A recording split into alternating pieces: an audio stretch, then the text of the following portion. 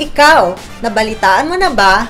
Basta usapang trainingan sa loob at labas ng ating sintang paaralan, alam mo na dapat ang pupuntahan. It's me, your girl Mimi. Ito ang PUP Trend TV.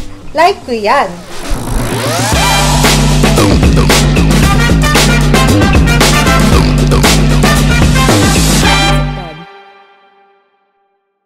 Ngayon, ating balikan ang nangyaring event noong January 13, ang Mr. and Miss Freshman na ginanap sa ating campus gymnasium. This is one of the most anticipated events of PUPTians, kung saan matutunghayan natin ang pagpapakitang gilas ng ating mga freshies sa larangan ng talento, rampahan at mga nagbobonggahang kasuotan na naglaban-laban para sa corona. So sino kaya sa kanila ang mananalo? Alamin natin yan!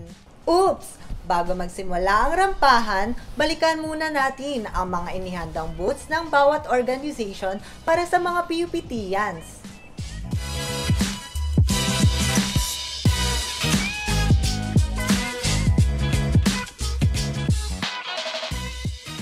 Nakita natin na talaga namang pinaghandaan ng bawat organization ang kani-kanilang booths. And now, atin namang silipin kung paano naghanda ang ilan sa mga contestants. Hello po, ako po si Clarence Cunisi Baudillo, Mr. Freshman from PSBA HRM. Hi, Mr. Clarence, and as one of the candidate of the Mr. and Miss Freshman 2023, maaari ko bang malaman kung anong mga preparations na ginawa mo para sa event?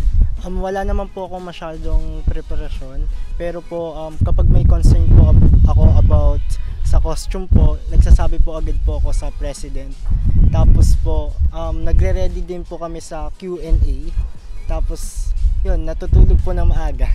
Ayan, thank you for that information, Mr. Clarence. And ayun nga, medyo mahirap na pagsabayin ang ating ACADS at mga extracurricular activities. And alam ko naman, nakakayanin mo yan. So, thank you and good luck, Mr. Clarence. Hello po, I'm Danica Jadro Aring, Miss Freshman from BSB HRM 101. So, hi Miss DJ. Ayan, good morning. So, as one of the candidate of the Mr. and Miss Freshman 2023, so, ayan, maaari ko bang malaman kung matagal ka na bang sumasali sa mga pageantry? So, hindi po ako contestera pero may experience na po ako sa pageant kasi nakasali na po ako during my elementary and high school days po. So, ayan, magandang nalaman na meron ka naman palang experience doon sa mga pageantry. So, ayun, ang susunod ko naman itatanong ay yung kung ano ang pinagkaiba ng mga pageantry mo noon sa MMF na event na ginanap natin. Siguro po yung pressure po and yung preparation kasi during my elementary days po, hindi po ganun kalaki yung preparation po kasi kailangan ko lang sundin yung mga sinasabi sa akin ng mama ko, yung mga tinuturo niya sa akin. Ngayon, matagal na yung preparation na ginawa namin. So, dati po, mababa lang yung pressure. Pero ngayon, mataas na po kasi marami na rin nag-expect sa amin from mga kabatch namin hanggang sa higher years po. So, ayan. Thank you for that answer, Miss DJ. So, ayun, grabe nga ang pressure na inyong natanggap. Pero I know naman na magiging pahubog ito or pag-grow nyo as individual and as a candidate yon para sa inyo. And you look so stunning and I know nakakayanin mo talaga ang event na yan. Well, thank you and good luck, Miss DJ. Hi everyone! So here we have Miss Freshman DIT and my name is Jasmine Robado de Leon, the Miss Freshman of Diploma in Information Technology. So, ayan. Hi, Miss Jasmine. So, may I ask you lang na kung ano-anong nararamdaman mo ngayon na nalalapit na ang ating paligsahan? A mix of feelings of emotions po. I feel nervous and also excited na ipakita sa inyo kung ano nga ba yung mga pinaghandaan ng ating mga contestants at the same time is gusto ko rin ipakita sa inyo yung pinaghandaan namin ng aming partner na si Kevin Bercelos and yung mga aabangan nyo is yung mga rampoks and yung aming organizational costumes. So, ayun, bukod sa mga sinabi mo kanina, so may mga iba pa ba kaming aabangan na mga pasabog na gagawin yung mamaya ni Kevin? Siguro abangan ninyo yung pinaghandaan namin na pagsagot sa Q&A and I believe na ginawa namin yung best namin, so abangan ninyo. Well, you look so gorgeous right now and I know nakakayanin nyo yan ni Kevin ang magagawin nyo mamaya. So, thank you and good luck, Jasmine. Hi, everyone. So, we have Mr. Freshman from DIT. Hello everyone, I'm Kevin Barcelos, freshman of DIT. So, hi, Kevin. So, ayan, dahil ngayon ay nalalapit na ang ating event. So, may tatanong lang ako kung ano na ang nararamdaman mo ngayon? Siyempre, kinakabahan na ako and most of all, excited na ako sa event na mamaya. Sana, galingan nating lahat, contestants. So, ayan, mukhang kabado ang ating contestant. Pati na rin si Jasmine kanina. Pero alam ko naman nakakayanin nila yan. So, may susunod pa akong tanong. Kung meron ba kaming aabangang pasabog nyo ni Jasmine mamaya? Siyempre, meron yan. Pero ngayon, secret muna. Hintayin nyo na lang sa event mamaya. At ayun, aabangan namin yan mamaya ha. Maraming salamat, Kevin. And thank you and good luck. So, good morning everyone. I am Aaron Calcibelio and I am your CSC Business Manager 2. So, hello, good morning, Sir Good Aaron. morning. Ayan. So, as a event head coordinator of the Mr. and Miss Freshman 2023, can you tell us po ano pong purpose ng event natin? So, yung event natin, no, actually, yung mga events natin, parang ngayon first time lang talaga siya na push talaga na maging face-to-face. So, ini-aim natin na itong event na to, yung The GITAB, A Night of Sparks and Friendship. So, ito ay isang acquaintance event kung saan nagpo-foster tayo ng collaboration, ng good community, saka ng cooperation sa bawat isa. So, yung pinaka-aim talaga ating target audience dito is yung freshmen talaga natin kasi gusto nating ipakita sa kanila ano ba talaga yung sintang paaralan dito sa Taguig branch. So, pero open for all naman to, lahat naman pwede mag-join, lahat tayo. Dapat masaya rito. So, makikita natin na yung The GITAB event is magkakaroon tayo ng mga partnership with different orgs, with different media partners. So makikita natin dyan yung mga iba't ibang booths na pinagandaan talaga ng ating iba't ibang orgs. Kaya i-look forward nyo yun at sana lahat ay makapag-join at makapaglaro sa mga ipiprepare nilang booth. At the same time is yung pinaka-highlight natin which is yung Mr. and Miss Freshman 2023. So ito na lang ulit yung Mr. and Miss Freshman na magiging face-to-face kasi lahat online class. Tsaka kung mapapansin nyo, di ba, ng online class is parang lahat medyo hindi pa ganong ka-close kaya gusto natin i-make sure na sa liit ng ating community, ng ating sintang paaralan is kaya nating maging close lahat, kaya nating makapag-work sa isa't isa tulad ng ganitong setup. And so, kaya pinrepare talaga natin tong The GITAB acquaintance event talaga na to. So make sure na makaantabay kayo, makapag-join kayo kasi looking forward talaga kami na maka-join kayong lahat at lahat tayo ay magiging masaya sa gabi na darating. And that sounds great, Sir Aaron. Thank you for that information. And then, ayun, kitang-kita naman natin na halatang pinaghandaan talaga ang event natin para sa ating mga freshies.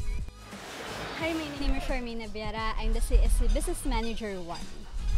So, hello, Ate Charmaine. Good morning po. And we have Ate Charmaine, one of the event head coordinators of the Mr. and Miss Freshman 2023. Can you tell us po, ano pong naging preparations nyo po para sa event?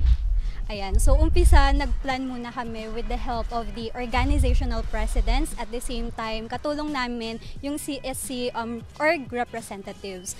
With their help, nakatulong namin sila para mas maengganyo namin yung first year na sumali sa Mr. and Miss Freshman 2023, which is yung pinaka-highlight naman talaga ng The GITAB, The Night of Sparks and Friendship. And of course, with the help of this organization, academic and non-academic, nakatulong namin talaga sila sa preparation, sa manpower during the rehearsal, and at the same time dun sa simulation namin. And syempre yung effort din talaga ng mga candidates para dun sa Mr. and Miss Freshman 2023, isakita talaga namin from the start up to the end ng preparation namin or ng simulation namin, binigay talaga nila yung best nila. And at the same time, gusto din namin magpasalamat din dun sa mga students because nag-effort sila para magbigay ng mga recycled materials for them to get the ticket doon sa ating event. And during the event naman, we are looking forward para mas ma-enjoy ng mga PUPTians natin yung mga preparations na hinanda namin para sa kanila. And we hope na ma-exceed talaga namin yung expectation ng bawat isa.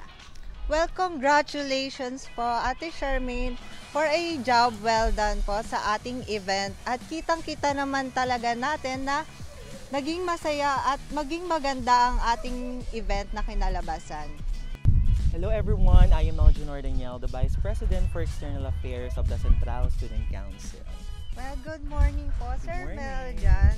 Ayan, and as one of the event head coordinators of the Mr. and Miss Freshman 2023, ano pong pwedeng maipapayo nyo po sa mga susunod pong freshies natin para sumali po sila sa mga ganitong patimpalak?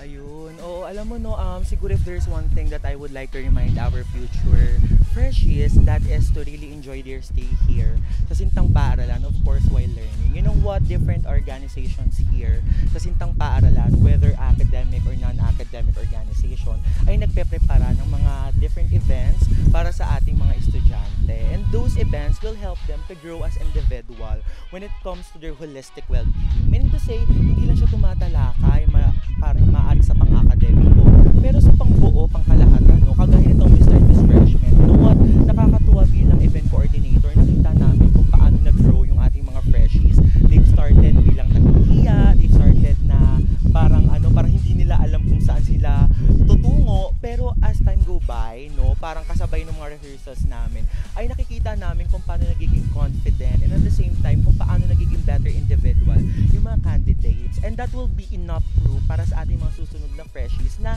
pag sumali or pag naging kalahok sila sa mga ganitong uri ng patimpalak, ay magiging isang individual sila na punong-puno ng kaalaman and at the same time punong-puno ng kakayahan para harapin yung mga hamon, no? Especially sa mga freshies na marami pang time na gugugulin para punuin o bunuin yung kanilang buhay kolehiyo. And that is something na hinihanda naman ng mga organization here sa PUP Taguig, na nagbibigay yung organization ng mga events, tapos yung mga freshies or different year level lumalahok.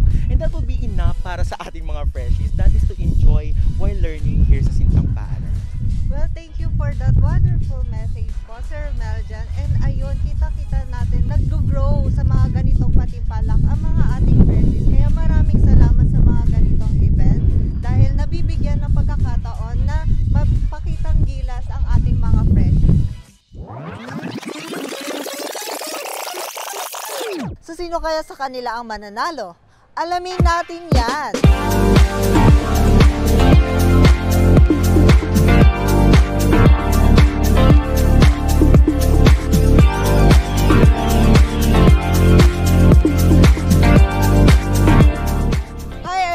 So we have here our freshie from BSBA HRM. And your name? My name is Trisha D. Canimo.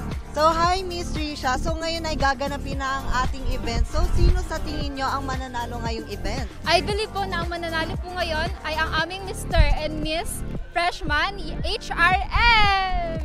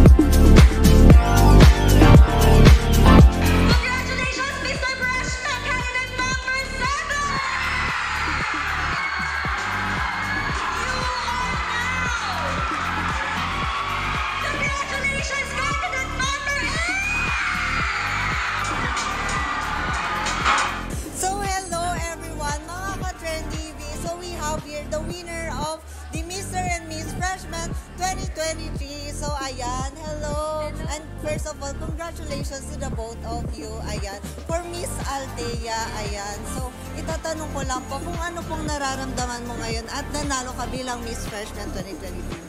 So, syempre, sobrang masaya, sobrang worth it. Grabe yung pagod kasi, yung fulfillment.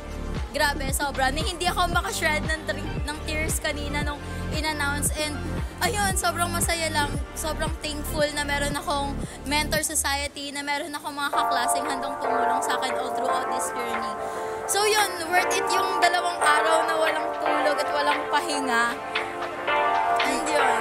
Ayan, thank you for that wonderful answer, Miss Althea. Ayan, I was very amused about your answer kanina. And grabe talaga yung audience impact na nagawa ng answer mo kanina. So, thank you and congratulations.